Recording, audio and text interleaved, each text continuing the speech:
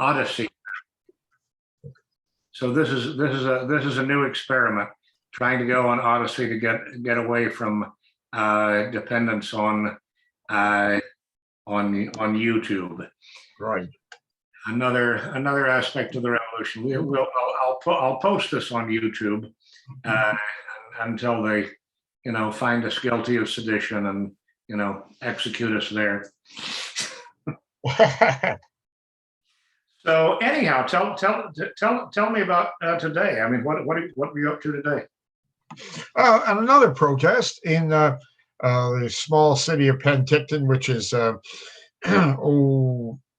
30 miles from the American border up the Okanagan Valley. They have their protests every Sunday. We had an outdoor meeting, had a couple of very good speakers, including a woman who had been was a refugee from Romania. And she told us about how the communists took control in Romania right after the Second World War. And I made a few notes. She said what the government did, and these were the signs of the what was coming. That they closed the churches. They closed many small businesses. That's already happened in Canada, on and off. They closed the border. Well, it's very difficult to cross the border, and they seized private property. That's what they're doing under this Emergency Measures Act. Now, it's not an exact parallel, but there are strong parallels to what happened in Romania. And then she spoke about the 40 years of misery and suffering. And I've been meeting East Europeans at these end the lockdown protests going back to April of 2020. These people get it. If they grew up in communism or came to adulthood under communism or just after the end of communism, they understand what's happening here, especially in Canada, and they were concerned. In fact, I ran into a Polish guy a couple weekends ago in Toronto. He was wearing a big Polish flag and carrying a Canadian flag, and I said, I know just a little bit of Polish, so I said, oh yeah, he brightened up. He said, well, this is the second time I fought for freedom.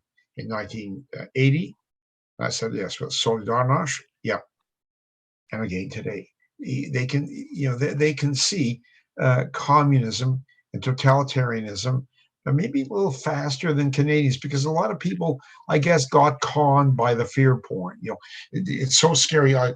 If Daddy will just promises to protect me, I'll do anything he says. And we've been so feminized that like a weak woman.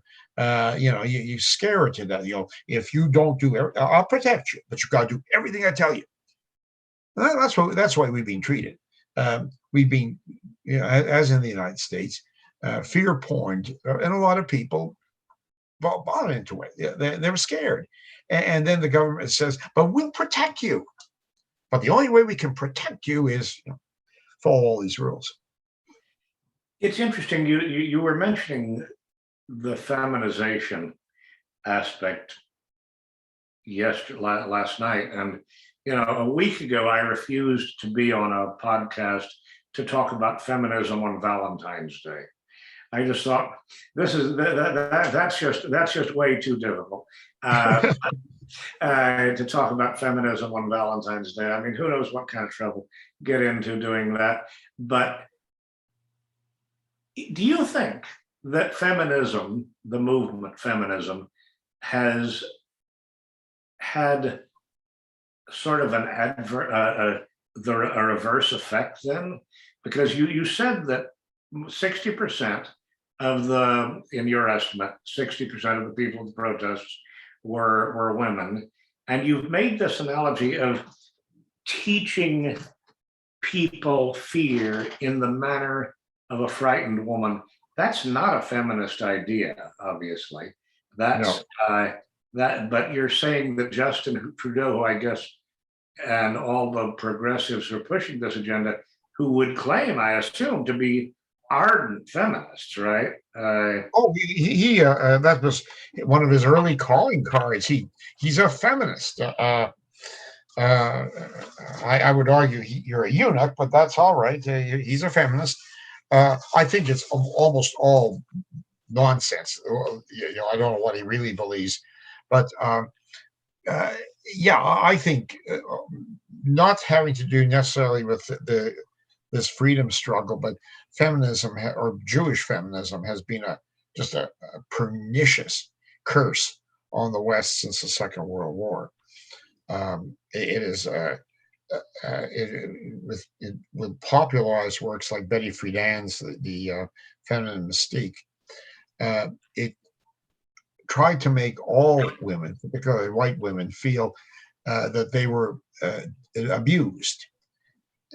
As a Jewish woman, Betty Friedan might, I emphasize might, have some reasons to feel unfairly treated. I don't know if she was Orthodox. She probably wasn't, but the Orthodox treat their women pretty much as second-class citizens. In fact, the ultra-Orthodox, for sexual intercourse, there's a sort of the intercourse sheet, which is a sheet that goes over the woman with a hole in this more or less strategic area because the woman's unclean. That's not the way white people treat women. So whether or not Betty Friedan, you taught me something new. I have literally never heard of that in my life. Check it out. I didn't make this stuff up, but Betty Friedan may or may not have had personal issues, but it's the universalization of it. And she, of course, was an acolyte of the Frankfurt School, whose major goal was to try to break up white Western Christian society by using any fault line possible. So she argued that women, that the family was exploitation of women, the traditional family, and that's what Freud said. Freud said that the family had the man was like the slave master, and the women and children were slaves. Well, that's not a fair description of the traditional family, but a lot of North American women bought into some version of that because the result was the notion that if you want to be a real independent woman, you've got to get out there and get a job and compete with men because you're their equal. And if you haven't made vice president of the JKL company by age 35, well, you're a loser. If you stay home and raise children, you're a loser. And to some extent, a large number of young women of my generation bought into that. And with the result that white birth rate, has declined catastrophically. Many of these people are not happy, and women were never, forbidden to go into professions or to work, but now they felt they had to. And there was an evil alliance between the ideologues and big business.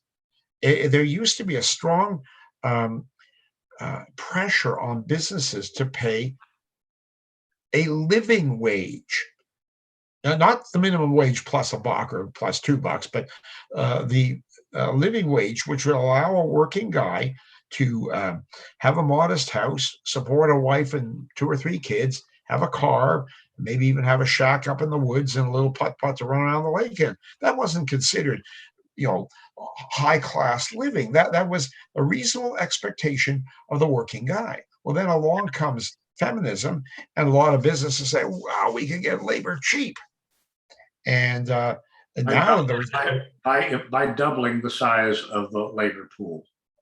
Yeah, more or less. And the one of the many results is that it's now very difficult to have a family without 2 incomes.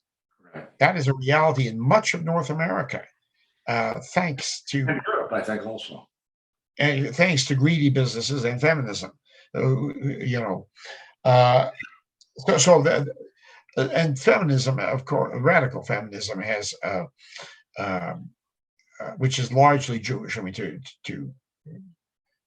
be quite clear there, has sought to create a war between the sexes, including, and indeed one of the wackiest of the feminists, this Andrea Dworkin, who has some sort of an afro haircut, and she's a nutter of the first order. I think she died, actually, but maybe the weight of the hair.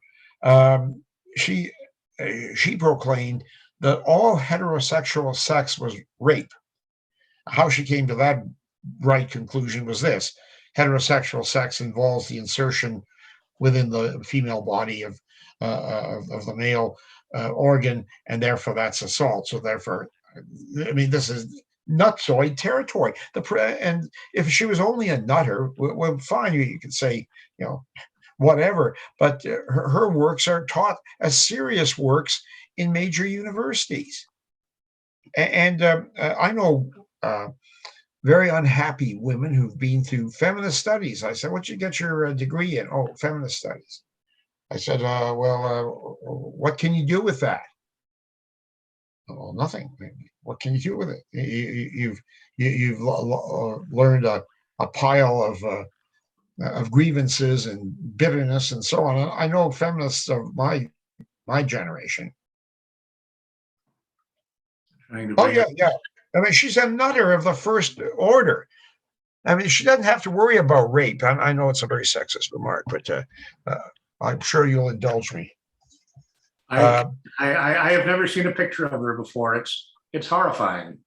Yeah, I mean, even a drunken beggar, a blind drunken beggar, might have trouble being interested in her. But people who are feminists of more or less my generation, or maybe 10 years younger, they've hit middle age or a bit older. They bought into a lot of what they were told, and now they realize they never had a family, and living with a little dog or a poodle or a goldfish isn't very satisfying, and they may not have any nieces and nephews. They bought a crock of lies, and they're not happy. It's not as though feminism gave them fulfillment, gave them happiness. It didn't. I can't come here as a friend, even though I might very much want to. These are the words of Andrea Dworkin addressing an anti-sexist men's organization in 1983. In her acclaimed speech, quote, "I want a 24-hour truce in which there is no rape. The power exercised by men day to day in life is that power the power exercised by men day to day in life is power that is institutionalized. It is protected by law. It is protected by religion and religious practice. It is protected by universities, which are the strongholds of male supremacy. It is protected by police force. It is protected by those whom Shelley called the unacknowledged legislators of the world, the poets and the artists. Against that power, we have silence." Okay, that's really interesting, because of course it sounds so much like the advocacy of Black Lives Matter, doesn't it? Yes. It's almost identical. Well, because it is identical. The three founders of Black Lives Matter in the United States are self-confessed Marxists, and I think at least one's a lesbian. And part of their goal, which has nothing to do with advancing Black people, is the destruction of the nuclear family. That's the problem many Blacks face. 82% of Negroes in Canada and the United States are born into a single parent family. Part of the Black crime is a result of the fracturing of the Black family. And the leaders of Black Lives Matter sound exactly like Andrea Dworkin. They're pushing the same Frankfurt School cultural Marxist agenda to the huge detriment, not only of whites in the case of Black Lives Matter, but blacks. Let's think about this for a minute. It is protected by law. It is protected by religion and religious practice. Religion can be broadly defined. It is protected by universities, which are the strongholds of male supremacy. It is protected by the police force. It is protected by those whom Shelley called the unacknowledged legislators of the world. Isn't that also a description of the woke establishment and the relationship of the woke establishment to, say, the truckers in Canada? Yes, there's a huge animosity to the extent that truckers are seen to be more or less traditionalists. I don't mean excessively religious, or none of them drink or maybe even use marijuana or whatever, but they have more traditional values, and for that reason they're absolutely hated by the woke establishment and by most of the fake news media. But what I'm saying is that in terms of what she's accusing the male establishment or the white male establishment of being, is in fact what the woke establishment has become. It is protected by the universities. It is protected by the police. It is protected by poets and artists. That is basically Justin Trudeau's. Those are Justin Trudeau's allies right now, aren't they? Oh, absolutely. I mean, her accusation that the universities and the police are all controlled by men who want to keep down women. I mean, this is just bunk. Universities are, at least in North America, are just rife with wokeism. The scholars who dissent had better be very quiet or very cautious. And that's widely understood from people like Jordan Peterson and others that there is a narrow Marxist white-hating ideology that's pushed at most universities, and of course militantly feminist, and they're the ones who are in power, not some cabal of men. But in other words, she was trying to define the relationship of men and women as slavery. And of course, the blacks say that eternally we are trying to, or have in fact, eternally enslaved them.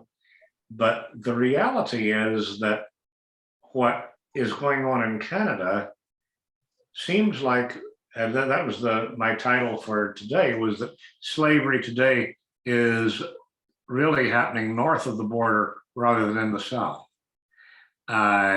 Because what the truckers are protesting is a series of deprivations of personal freedom that, at least to my mind, look a lot like slavery. What do you think? I think that's fair to say, that the loss of freedoms, the loss of the bodily right autonomy. That is bodily autonomy.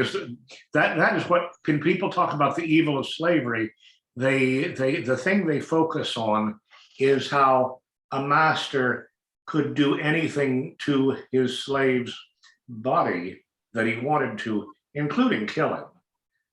And I mean, I saw a headline, and I don't know if you know anything about it, but I saw a headline on Fox that said that the government was threatening not just the bank accounts of truckers, but also their pets. There was something that came out from the Ottawa Humane Society about midweek that that if pets were apprehended from the trucks, and if they were not suitable for adoption, whatever that meant, they would be murdered. Well, okay, they called it euthanized or some other euphemism, but that's what it was. Yes, I mean, this is an all-out war, and well, I have found many people around the world. The thing that hit them most was, like it or not, was that item about the animals. I mean, that truly convinced them that the Trudeau is a totalitarian lunatic. It's such a well, I mean, it's a degradation of autonomy in a very bizarre way. I mean, it's so personal and so petty, and it's like what we really want to do is make you understand that we own your life.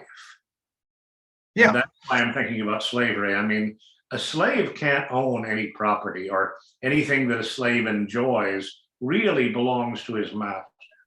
If a slave has a pet dog or a pet cat, uh, it really belongs to the master. And so you only have that pleasurable contact with an animal as long as you're in the master's good graces. And for the life of me, I never heard any story anywhere about a master taking a pet away from a slave in the Old South, for instance, or even in ancient Rome for that matter. But if they're talking about doing that here, they've really gone to the heart of what it means to take away somebody's not just bodily autonomy, but sort of their spiritual autonomy too. And it's really interesting. I mean, I'm I mean, the other thing it relates to, as we were talking about, why hasn't Parliament acted on this, either positively or negatively? And it just every day that goes by. I mean, I assume that during an emergency session, Parliament could meet on a Sunday, it could meet a Saturday night, it could meet any time at all to decide whether Canada is really at war or not, or whether there's an actual rebellion that necessitates an emergency.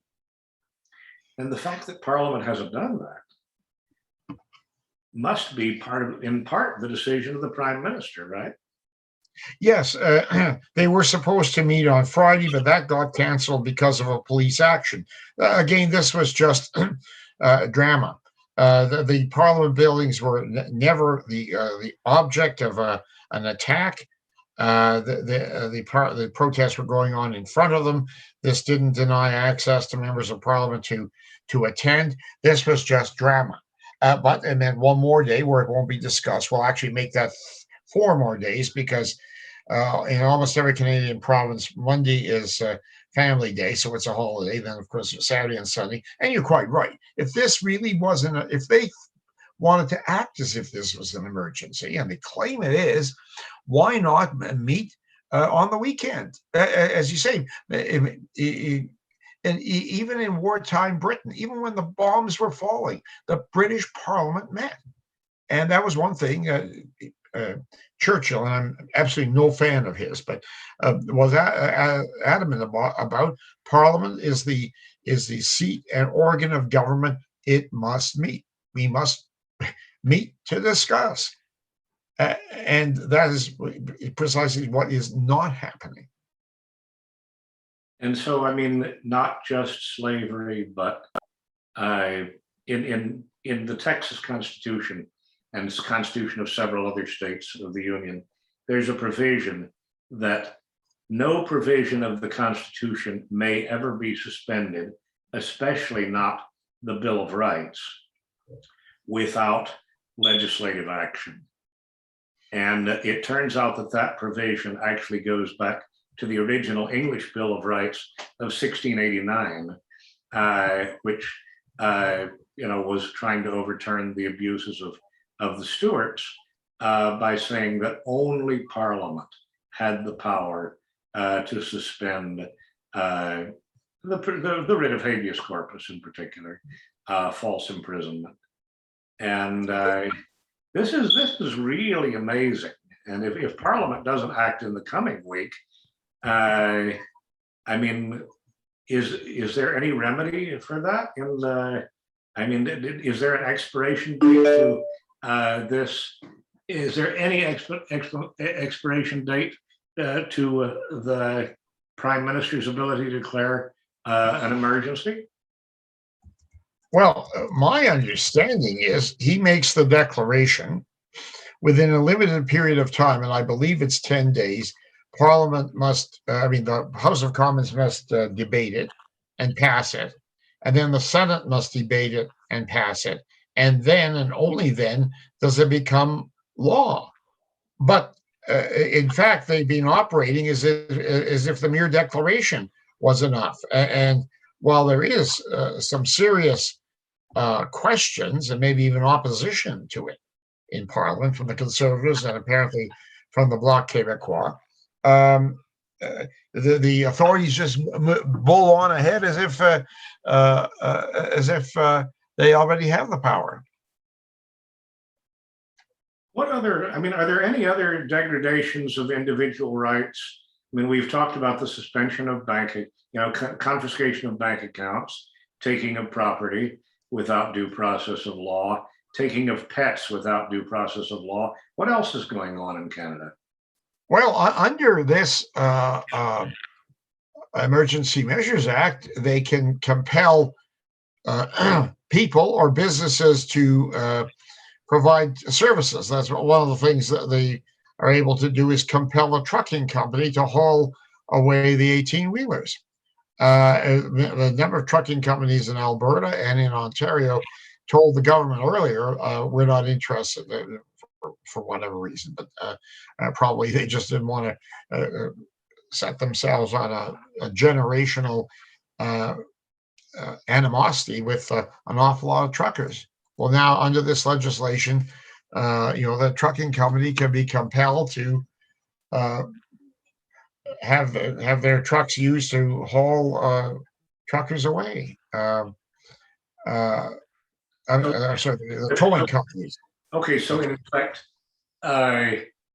companies and hence individuals can be forced into involuntary servitude. Yeah, that's right. Yeah, which is the definition of slavery.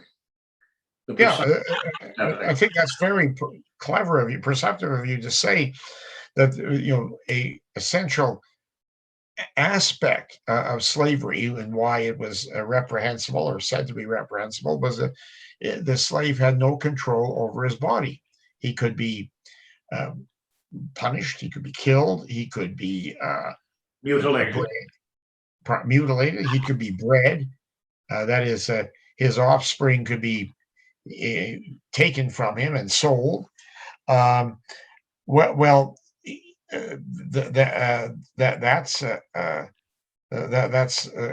pretty much a definition of these imposed mandates, especially the vaccination mandate, that we don't have autonomy over our own bodies.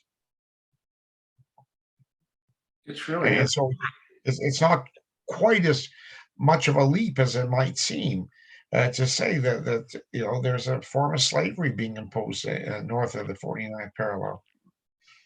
Well, let's turn this around a second, because I mean, it's interesting because my grandmother, I always talk about my grandmother. She was an extraordinary woman, but one of the things she said in defense of the South, I mean, I realize I'm a very peculiar person, and well, you're a very accomplished person, a person who's a PhD in archaeology and has been called to the bar. The only bar I've ever been called to was in a honky tonk. I was actually a very accomplished person. At one stage, I was literally licensed in states coast to coast, but that's sort of old history now. Yeah, but what I was going to say is my grandmother said, and I mean, when I look at Andrea Dworkin and when I hear the Black Lives Matter, and even when I hear myself talking about, government compelling slavery, I feel I have to acknowledge what my grandmother said.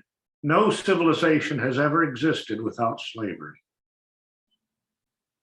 And you know, those words echo through the decades to me, because it seems like we're always coming up with new forms of slavery. I remember before, well, I mean, I didn't really know anything about Andrea. I had never seen a picture of Andrea Dworkin, I don't think, until tonight. If I had, Well, you're lucky. You're lucky. I had blocked it from my head if I had. But I remember back in the 70s here at Tulane, we had a series of debates about, you know, early stages of the feminist debate. And there was a socialist professor who was a man who was advocating this position that women were in effect slaves of men. He was quite a bit better looking and more elegant than Andrea Dworkin, apparently, but regardless, you know, a socialist in a bow tie is still a socialist. But anyhow, I addressed him with that question: what will do you believe that civilization can exist without slavery? And I remember very clearly, he looked at me and sort of tilted his head, and he said, perhaps not.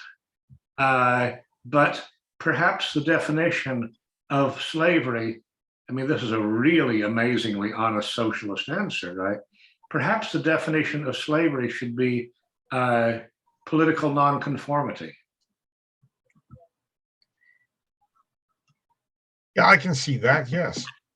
That is how communist countries have always defined slavery, right?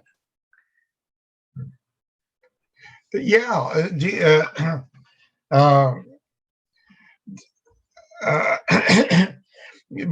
I think we just have more sophisticated forms of slavery. We think back to the stereotypical slave who was basically an agricultural worker on a plantation or something of that nature. Slavery today is more sophisticated, and you can be enslaved by economic blackmail. You know, like as what they're trying to do to the truckers. I mean, we're off YouTube right now, so that we can talk at this stage about how that is exactly what they're doing with the COVID vaccines. They are saying you are an economic outcast if you conform to our definition of medical hygiene, basically. It's more or less the equivalent of saying, you know, if you don't use a certain perfume or soap, you are going to be banned from society. Am I wrong? Yes, and that's what they're doing. At least in Canada, creating a subclass of untouchables who haven't been vaccinated, and who can be discriminated against at will by businesses, by collaborationist businesses, and by government. Well, I mean, are other is it just Canada, or is Canada sort of setting? Oh, I don't think it's just Canada. I mean, on American Airlines, you have, airlines in the United States, you have to wear a mask. That's by federal ukase. Every now and again on my favorite dish of poison, CNN, we hear a story about the unruly passengers.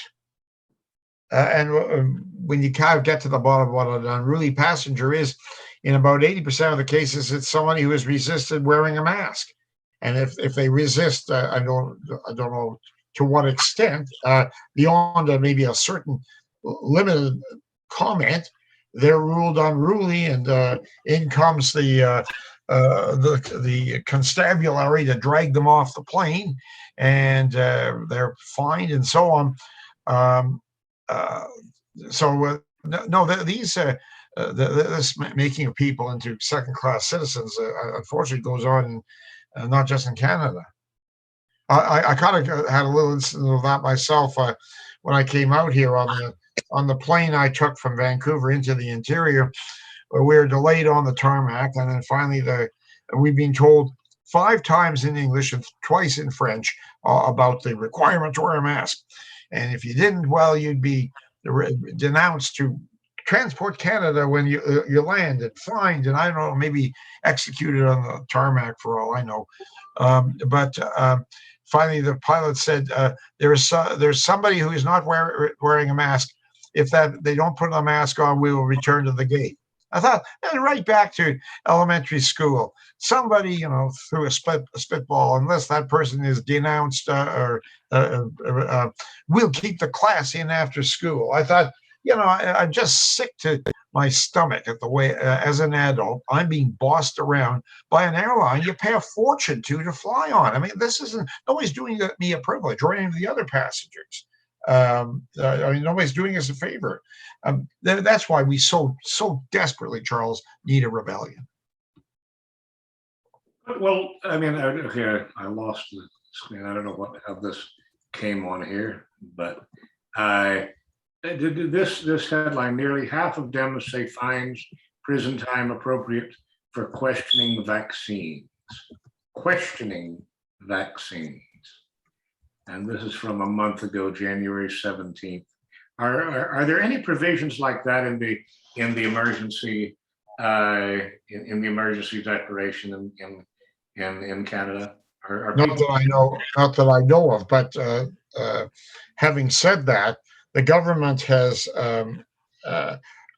desperately wanted to introduce legislation to control the internet further, especially for the spreading of hate, which of course is very open-ended, or false news. Well, if that on that basis, much of the early government's proclamations would be now banned as false news. Early on, when people were calling for a ban on travel from Red China, or at least from the Wuhan area, the government and its chief medical officer of health, Teresa Tam, who of course is Chinese, said, no, that'd be racist. Okay, they eventually reversed that. So that initial position, I guess, would be false news. Initially, and probably correctly, they said that masks were not very effective. That actually is true. Well, then, of course, that position changed to, well, they're advisable, and then finally, you must wear one, or we'll shoot you up on the tarmac for not wearing a mask. What they mean by false news is anything contrary to their position, or to make it clearer, any dissent. That's false news. And then that goes back to the idea that in a socialist world, subjugation of people based on political dissent becomes appropriate grounds for involuntary servitude. Yeah, as happened. It happened in the Gulag, for instance, that people would be sent to be worked to death for political dissent. Maybe, well, it's a bit hazier, but many of the people who were transported to Australia over the years from Britain, some were, petty criminals. Others, had in some way been part of dissident movements, and that was a good way to get rid of them, send them off to Australia. In those days of where the only lines of travel would be by sea, the return voyage would not be very likely. A form of slavery. Transportation for life for the Irish, for instance. Right. I mean, that's made its way into Irish folk songs, I believe. Next morning, before judge and jury for trial, I had to appear, and the judge Yes. said to me, young fellow, the case against you is quite clear, and 7 long years is your sentence. You're going to Van Diemen's Land. Old name for us, really. I think Yes, that's an Irish folk song somewhere I've heard. But it's the, just that's the White Velvet Band, isn't it? Black Velvet Band, I thought. Black Velvet Band. Okay. I've got whiteness on my brain today. You racist, you're trying to support the Black Velvet Band. You racist. Oh, Paddy, I have scarcely knew you. That's pretty funny. Anyhow, yes, the Black Velvet Band. Exactly. Anyhow, now let's say that Parliament does vote this into legality. How long will it last? Well, it's invoked, as I understand it. I believe it's for 20 days. And then it could be extended, I guess, by another vote. But I believe it's 20 days is what he asked for. But we'll see. A very interesting question. And again, this is uncharted territory because it has never been used before. If your bank account got frozen because you supported the truckers, does it get unfrozen after 20 days? Or this is uncharted territory. But one of the many action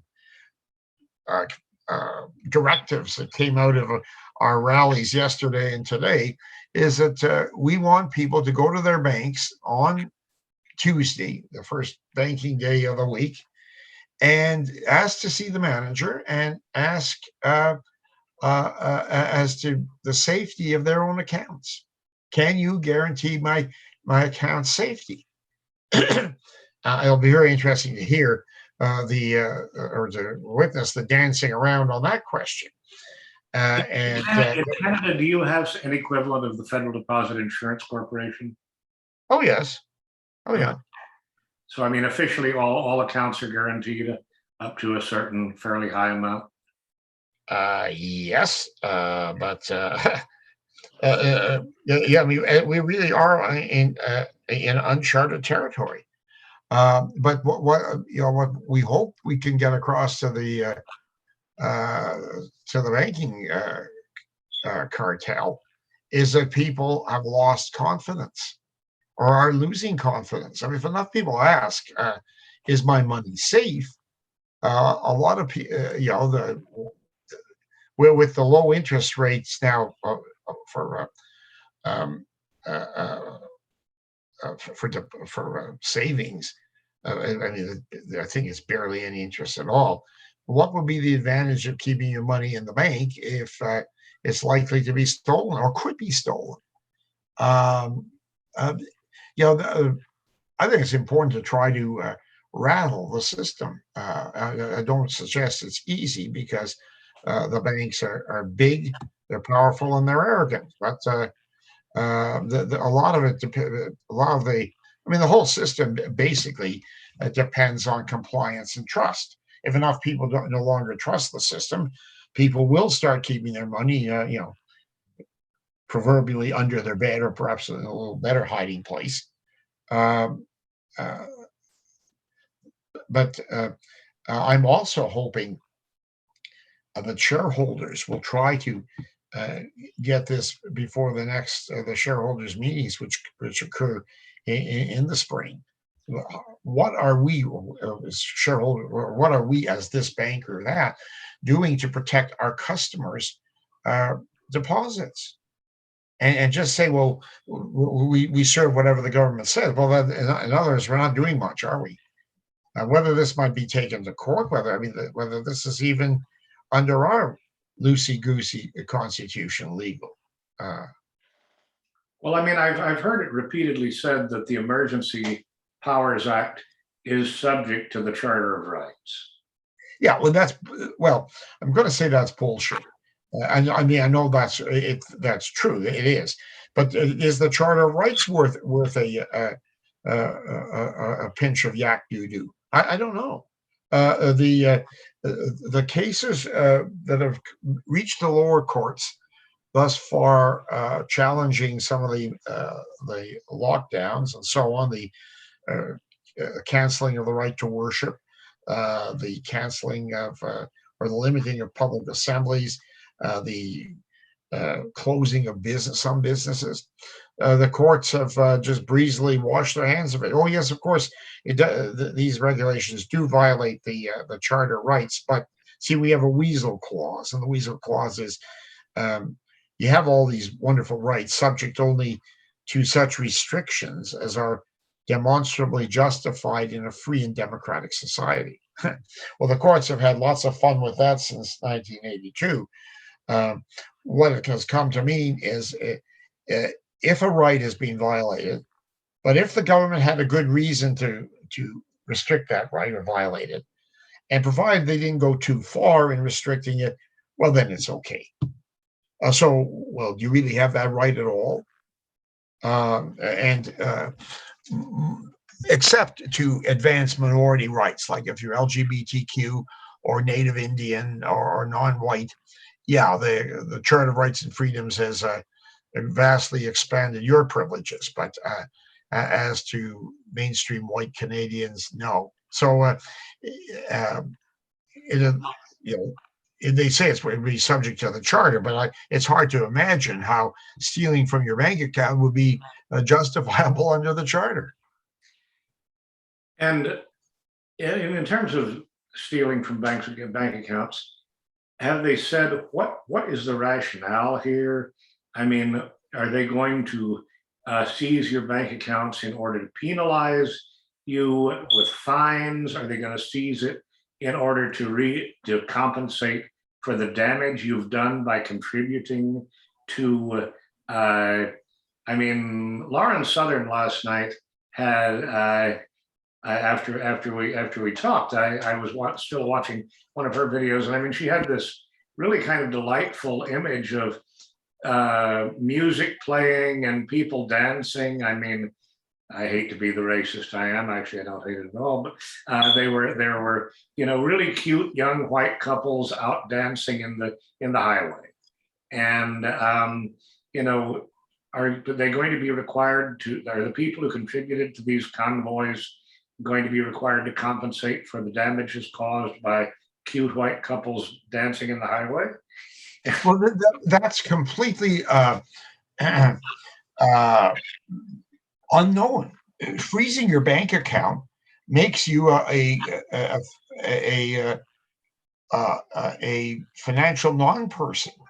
If your bank account is frozen, how do you pay your rent or your mortgage or buy groceries or pay your electrical bill or your car payments or whatever? I mean, unless you've got some money hidden out in the barn or under the floorboards, yeah, you're screwed. Now, and it's not at all clear, subject to paying a fine, but what are you being fined for? This is brutal police state stuff that is normally only being used for just to halt money laundering or financial support for terrorism. That they are, I mean, they occasionally make the lame accusation that the people you saw dancing were somehow terrorists. Well, there is no reasonably accepted definition of terrorism that would include a peaceful protest. That's not terrorism. Throwing bombs and arson and assassinations, yeah, that might be terrorism. But we live in certainly in an Orwellian country where terms don't mean what they seem to on the surface, as we've talked about before. Terms like diversity and inclusion don't, in fact, mean diversity of opinion or inclusion of people like you or me or Bill Johnson. I've heard, and I don't know this much about it, that Canada has had a wave of, you mentioned throwing bombs of destruction. Canada has had a wave of church destruction over the past year. Is that actually so? I mean, I know it's so in France. Yes, Is it, what's going yes. In June and July of last year, 52 different churches, most of them Catholic, were either firebombed or heavily vandalized. To my knowledge, nobody has been charged. This is one of the great policing failures of all time. Relatively little denunciation. Our own prime minister took weeks before he finally said, well, yeah, firebombing is not really acceptable, but understandable. Understandable because he's radically pro-Indian, or maybe more accurately, he's anti-white. So the residential schools, the Christian churches, and they're not only white, but still predominantly white. He just doesn't like them. So fine, I guess for polite appearance sake, he does have to say, well, it's not really acceptable to firebomb a church, but it's understandable. It's not understandable at all. It's a terrorism, and I would say almost state indulged terrorism. state can indulge that kind of terrorism? The state cannot indulge young people playing music and dancing in the streets. Yeah, and I've been I'm a veteran of protests. I now added my 11th different Canadian city. I could almost sing that song, "I've Been Everywhere, Man."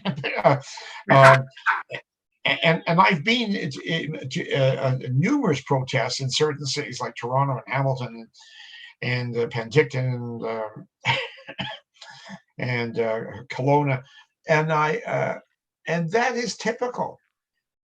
Somebody will start playing music, people will be dancing and hugging, and this is not a violent militant crowd. These are happy people celebrating freedom, and there isn't a mask in sight. And that's what you want to declare the national emergency act to stop. It's grotesque. The problem is it's completely opposed to what the government wants to do, right? Yeah, that's right. And the fact that people are happy opposing what the government wants to do instead of miserable makes it all much worse, I guess, right? I mean, happy protesters, what could be more threatening? We are overthrowing the government and we're enjoying it. Well, it's also a visual rejection of the fear porn. Nobody is blasé about a flu, and nobody, welcomes illness or anything. But I think those at the protests have a relatively reasonable. I mean, all of life is risk assessment. Charles, when you go out of your house in New Orleans, there's a risk. You could be mugged. There's a risk you could be in an accident. I mean, everything we do is a matter of risk, and we on a daily basis assess the risk. And if we feel we can live with it, we do it. Well, these are crowds of people who are happy, who want their freedom back, and are practicing it. We're not grim people with our faces shriveled, hiding behind a mask and looking furtively around for anybody coming within 10 feet of us. And this is a visual rejection and rebuke, which I think has just driven the globalist powers that be near frantic. Fascinating, it really is. Now, I wanted to ask you, what was the name of the Romanian speaker, and are there any other speakers you wanted to quote or say anything about at Penticton? Yeah, the only one I noted by name, her name is Beatrice, Beatrice, C-E, Weir, W-E-I-R. She's actually got Weir by marriage. And she's a restaurateur in Vernon, that's Vernon in British Columbia. And there probably are videos of her on the internet. She's a reasonably good speaker, and her English is quite good. She was a Romanian? Romanian, yes. Yeah. Beatrice? Yes. Okay. Co-founder and guardian, Flower of Life Compassion Club Society. Is that her? Might be. Is she in Canada? Yeah, Beatrice Tiernoven Weir, co-founder of a co-founder and guardian at Flower of Life Compassion Club, British Columbia, Canada. Probably her. Is there a video of her? No, not that I've found yet. I just, let's see. She has Twitter and so this might be her picture. Vernon, British Columbia.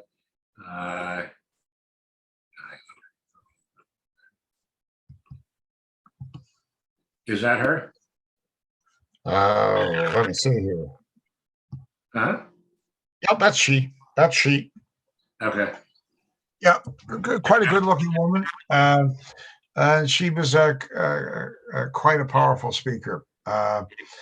And there are more than a few signs of agreement when she talked about what happened to Ceausescu and his demon wife at the end. That they were trying to escape Romania, and the helicopter that was taking them out just decided, we're not flying anymore. They dropped them in the middle of a military camp. They tried to flee over the fields. Anyway, they got captured, and they were given a fairly quick trial, and they met their creator. So what's next for you in this coming week? What will you do next? I have meetings in Vancouver and then in Edmonton.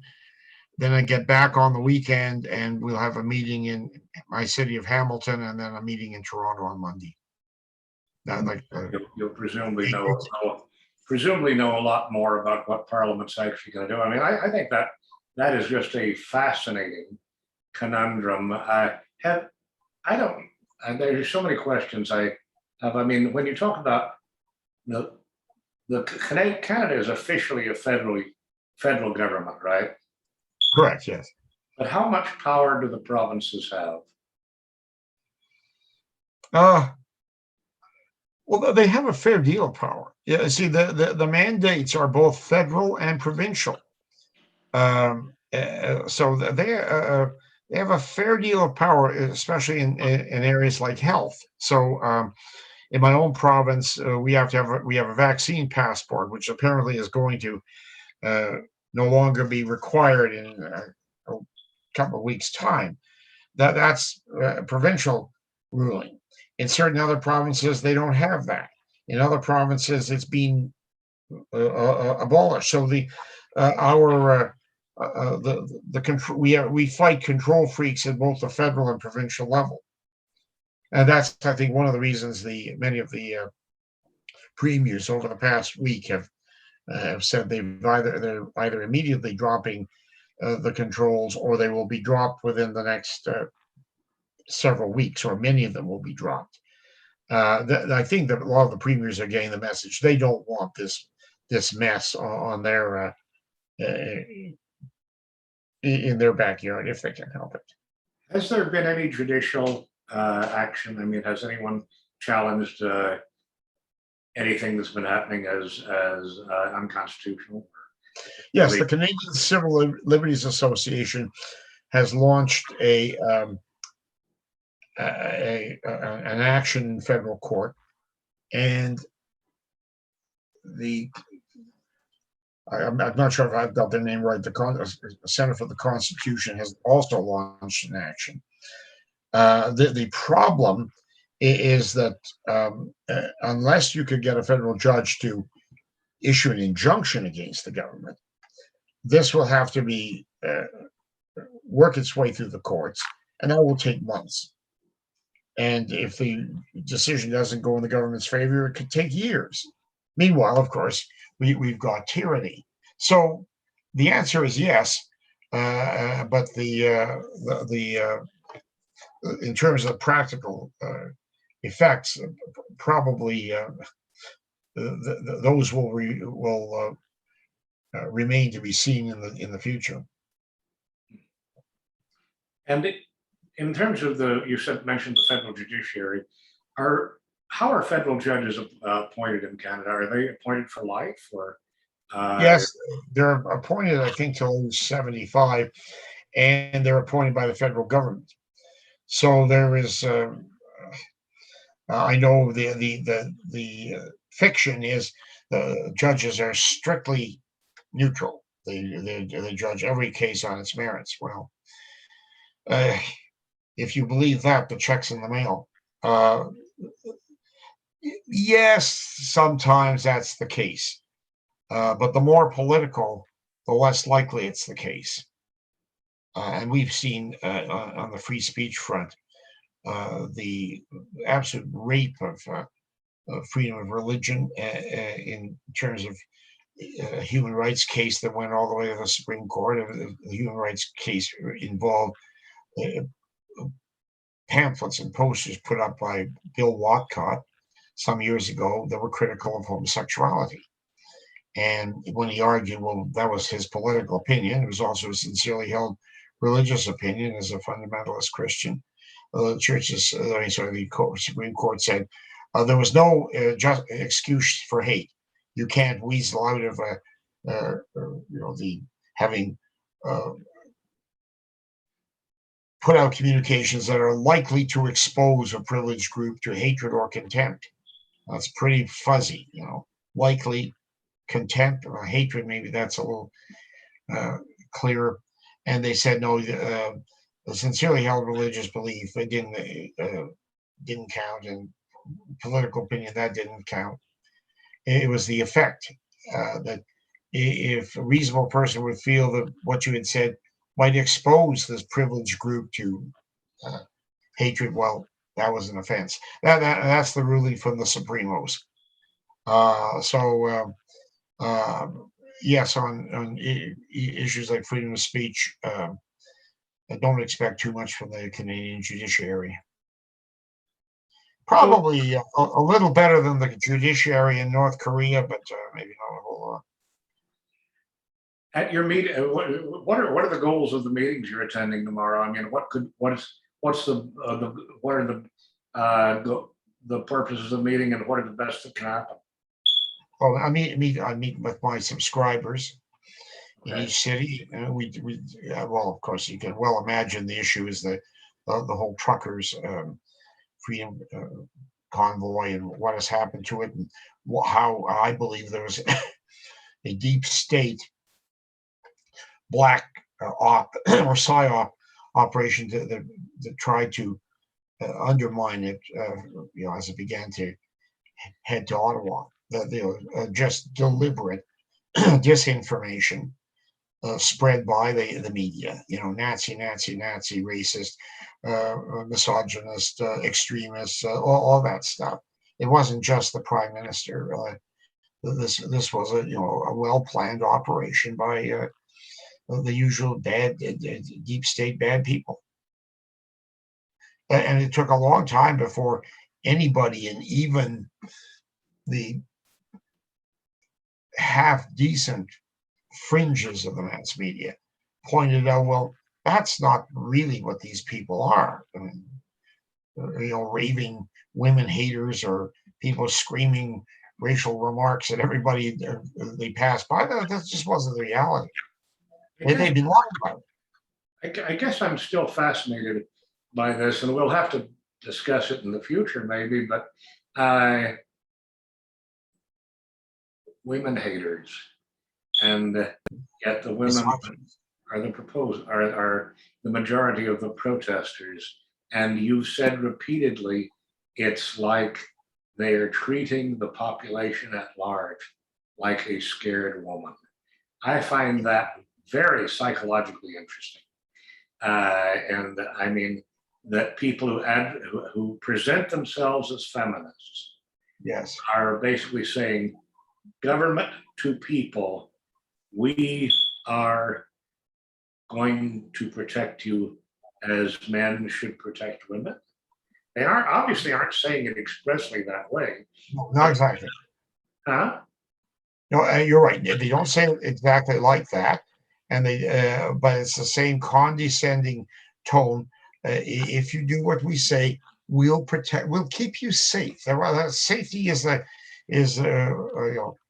almost every sentence the prime minister utters, to keep Canadians safe. Well, he didn't keep them safe. Couldn't even keep himself safe. The Queen can't keep herself safe. Your promise is empty. Not only will you not love me in the morning, you don't love me now. It's interesting you brought up the Queen. I noticed that news item about the Queen having tested positive for COVID, but this time the word on the Queen was that she had the symptoms of a very mild cold, a very mild cold, and that she was at age 95, extremely high risk group, Yep. going to continue her official duties. So Doesn't that say something? That's living with the virus. Okay, she technically has COVID. She's not lying in a bed of agony. She's got the symptoms of a mild cold, and she's going to soldier on. Good for her. Good for us, and let's stop worrying about it. Who is it, do you suppose, that gets the privilege of sticking a particularly luxurious ermine-covered swab up the Queen's nose? This bothers me. I think that's going to be one of those mysteries. It's going to take you the week to solve. I haven't got the faintest idea. I mean, it must be a very strange thing. Your Majesty, I must shove this all the way up your nose. Well, it depends how it's done. I had to have what would you call it, the PCR test or PCR to fly to Western Canada in November, and then to fly back home within 72 hours of the flight. In both cases, they stuck a swab maybe a quarter of an inch up the nose, just sort of did a little circle around, and did their magic with it or whatever. I have heard those others that it's stuck practically into your brain. What I had was not like that. I think it varies, but yes, I can hardly imagine some courtier shoving the ermine tipped swab all the way into Her Majesty's cranium. Well, I mean, the other option, of course, is what they say they're doing in China that I don't even want to say out loud.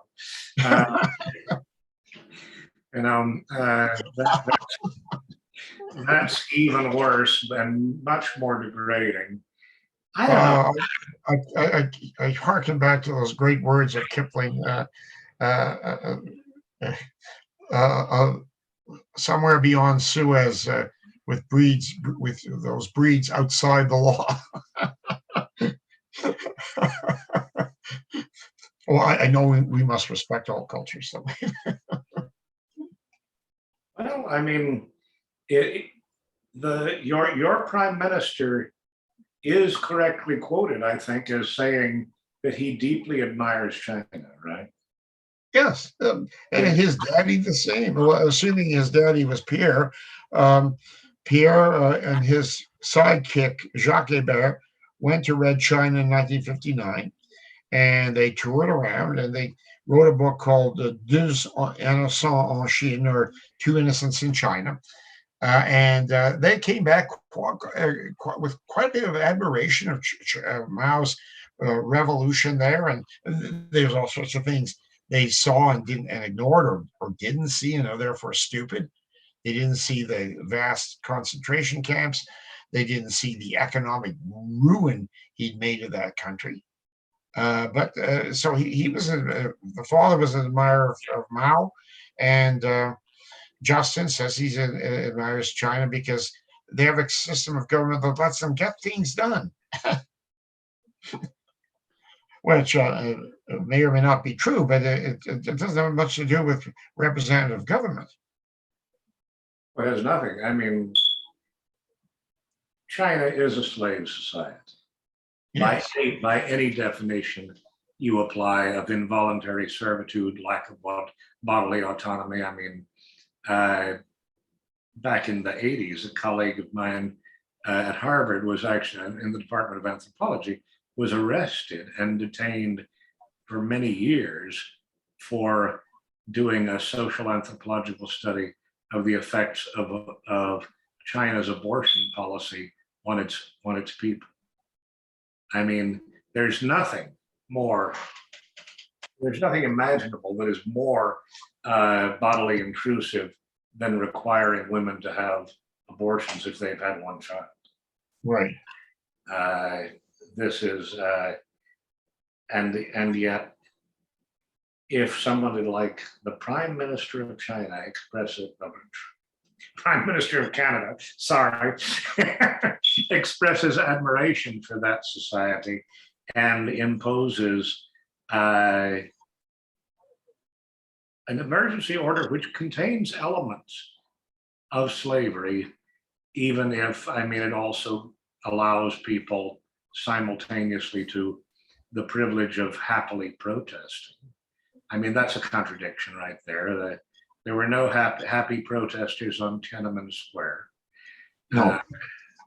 And so obviously Canada's still a long way from, running over its own people with tanks. Thank God for that. But I mean, let's wrap this up. To what degree, if slavery is, and if both freedom and slavery are conceived of as relative matters, and that slavery is a certain percentage of deprivation of civil rights, where do you think Canada is? I mean, how far along the continuum? What was von Hayek's book from serfdom? Was it from freedom to serfdom or serfdom? Yes. From freedom to serfdom. Where along that continuum is Canada right now? Well, I think we're over the middle. So, somewhere between 50 and 60%. As you say, not to over dramatize. No, they haven't brought tanks into Parliament Square and ground people down, although that's one reason maybe we hardly have any tanks and they're probably off in Europe. But that having been said, the economic warfare on dissidents. I mean, that if you have no access to whatever money you have, granted you haven't been crushed under a tank's treads, but you might well be on the street in a month or two. If you can't pay your mortgage or your other bills, okay, it may take a couple of months. I mean, you are equally ruined, and that imposed without a trial on people. This is grotesque. It's just kind of a more sophisticated way of doing things rather than the crude way sending the tanks and crush them. It just occurred to me. Another question I had was, you mentioned your membership, your group membership. Do you personally know anyone or know of people whose bank accounts have been seized at this point? I do not know of anybody yet, but I'm expecting. I've heard of people who knew people, and this is all. This is all the news of the last 6 days. So any implementation would be the matter of the last couple of days. So I don't know of anybody personally yet, but I probably will be able to discuss this more next week. Do you know of anyone whose business has been directly affected? There was, I forget which channel it was. There was a program about I believe it was a gelato shop in Ottawa called Stella Yes. Luna that was basically attacked. And this woman was in tears about, I mean, I remember the name Stella Luna. It was a child's book when my son was growing up. Stella Luna was a bat, I believe. Isn't that ironic? It was not a Chinese bat, but it was Stella Luna was a bat who I remember thinking when I read the story to my son that it was basically it was a story advocating multiculturalism. So I doubt that this woman was a radical right winger if she called her gelato store Stella Luna, but she had just been doxxed and subjected to all kinds of threats and no police protection. Well, that's right, and that shows that the goon squad behavior is on the side of the Antifa and the mask and vax fanatics. Her great crime was she had given $800 to the truckers. That is supporting a cause she believed in, and that was enough for the social media hit squad to attack her, try to boycott her, I think they even sent people into her cafe to abuse the staff, and she was frightened. That's the way that we've the medical Stalinists are a form of fanaticism. There is none of the tolerance that we hear so much about. Hey, she's got a right to her point of view. I've got a right to my point of view. No, she must be smashed. Why? She has a different point of view. And this is all a result, I think, of an underlying totalitarian spirit on the part of the government and 2 years of fear porn. I mean, some of the people attacking her, I'm probably genuinely scared out of their mind, and the very thought that there might be organized opposition just freaks them out. It's got to be stopped. I mean, don't you want to be healthy?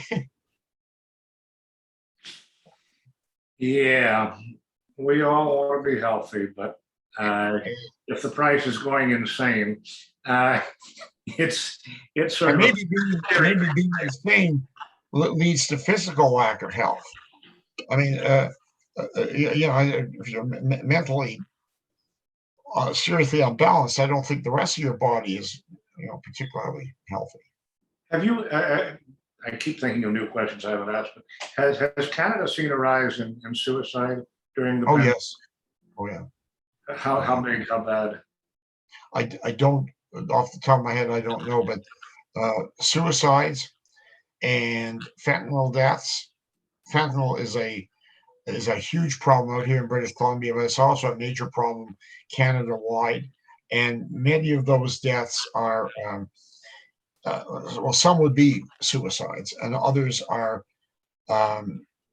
result in death from despair. People just miserable. They seek solace in drugs, and fentanyl is one dangerous drug to fool with. I had never heard of fentanyl before George Floyd. Fentanyl Floyd, they called him. I mean, you say it's big in Canada? I mean, Minneapolis is awfully close to Canada compared to here. What is fentanyl exactly?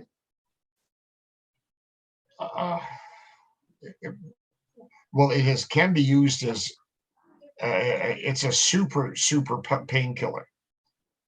It is 100 times more powerful than what is given for extreme pain traditionally. Supposing you've got bone cancer and you're in agony.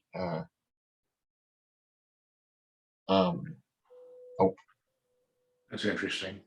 Not heroin, but Morphine. Morphine.